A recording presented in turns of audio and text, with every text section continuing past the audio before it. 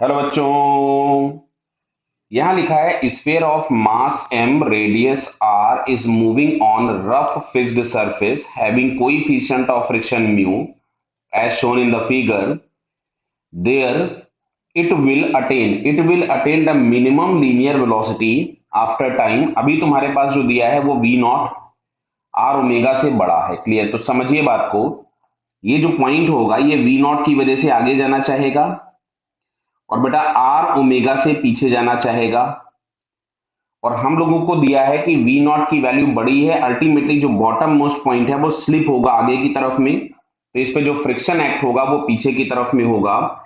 मतलब अगर हम लोग यहां से इसका फ्री बॉडी डायग्राम बनाए वापस से, तो इस पे लगने वाला फोर्स एक mg होगा नीचे की तरफ में। यहाँ कहीं पे हम लोगों के पास एक नॉर्मल रिएक्शन एक्ट होगा और जो फ्रिक्शन होगा वो काइनेटिक होगा जो कि पीछे की तरफ में लग रहा होगा। तो अगर मैं नेट फोर्स की बात करूंगा तो वो एक एफ के आ रहा है जो कि हम लोगों को m इंटू ए देगा। Mu into N is equal to M A और n की जगह हम लोगों ने लिख दिया M G is equal to M A. तो जो a हम लोगों के पास आ रहा है ये आ रहा है म्यू जी, इसका मैग्नीट्यूड है म्यू जी, लेकिन ये इस फ्रिक्शन की वजह से आया है जो कि इस वेलोसिटी के अपोजिट होगा। तो जब हम लोग वेलोसिटी फाइंड करेंगे तो उस टाइम पर इस एक्सेलरेशन को माइनस रखेंगे। क्लियर?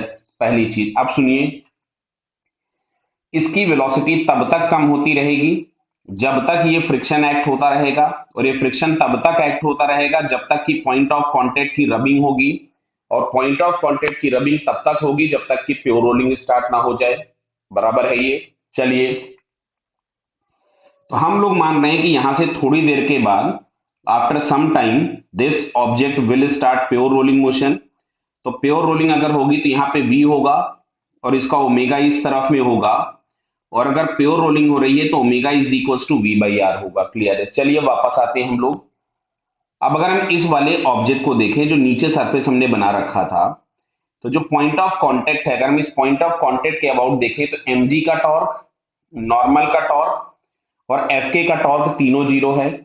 यानी पॉइंट ऑफ कांटेक्ट के अबाउट अगर तीनों के तीनों टॉर्क जीरो है तो पॉइंट ऑफ कांटेक्ट के अबाउट एंगुलर मोमेंटम कंजर्व्ड होगा।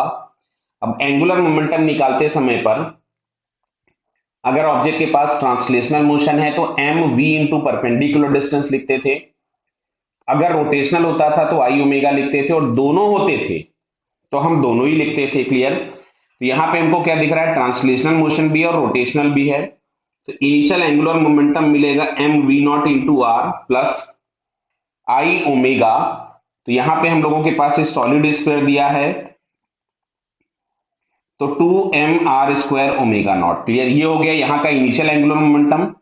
अब अगर हम इस वाले पॉइंट पे फाइनल एंगुलर मोमेंटम लिखेंगे तो M V R plus 2/5 mr² into omega, और प्योर रोलिंग होने लग गई तो ओमेगा की जगह पे हम लोग v बाई आर पुट कर सकते थे। क्लियर? तो यहां से हमने सारे पहले m कैंसिल कर दिए, तो लेफ्ट हैंड साइड पे तो हमको मिलता है v by R plus 2r² omega naught by 5 is equals to, right hand side में हम देखेंगे तो मिलेगा 7vr/5। क्लियर है क्या? ये 5 मैंने यहां से एलसीएम ले लिया।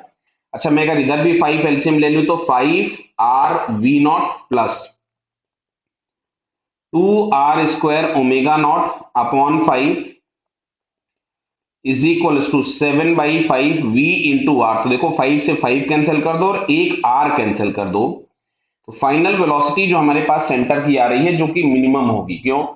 जब प्योर रोलिंग स्टार्ट होगी तभी ये फ्रिक्शन बंद होगा, और जब तक ये फ्रिक्शन लगेगा तब तक इसकी वेलोसिटी को कम करता रहेगा। तो ये हम लोगों के पास वेलोसिटी आती है 5v0 plus 2r omega naught by 7।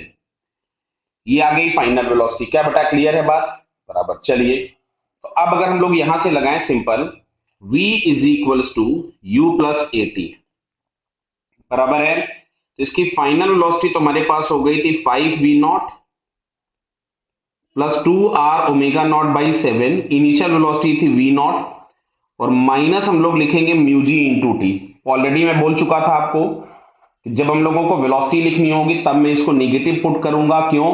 क्योंकि जो फ्रिक्शन था वो वेलोसिटी के अपोजिट एक्ट हो रहा था। तो यहां से हम लोग लिख सकते थे mu ji into T is equal to V naught 5v0 plus 2r⍵0/7। Clear. अब यहां से अगर हम 7 एलसीएम ले लें तो यहां से हमारे पास मिलेगा 7v0 minus 5v0 minus 2r⍵0 mu जी इंटू टी। बेटा यहां से हम लोगों को टी अगर हम लोग निकालेंगे तो 7 माइनस 5 मिलेगा 2v0 minus 2r⍵0 upon mu g. Clear. तो चेक करते हैं इसमें ऑप्शन हम लोगों के पास मिल रहा है क्या कोई 2v0। देखिए तो 2v0 minus 2r⍵0 upon 7 mu G. तो ये वाला फोर्थ वाला ऑप्शन आप देख रहे हैं आपको मैच कर रहा है, ये देख लीजिए फोर्थ वाला, क्योंकि डिनोमिनेटर में 7 दिया हुआ है। क्लियर है, ये 7 म्यू जी है, यहां से 7 आ जाएगा। देखिए ये वाला 7 छूट गया था, बराबर। क्लियर है बेटा, ये तो 7 म्यू जी, तो हम लोगों को ये फोर्थ ऑप्शन मैच कर रहा है। Clear. So finally it's fourth answer is correct. Clear बेटा, ओके, ऑल द बेस्ट।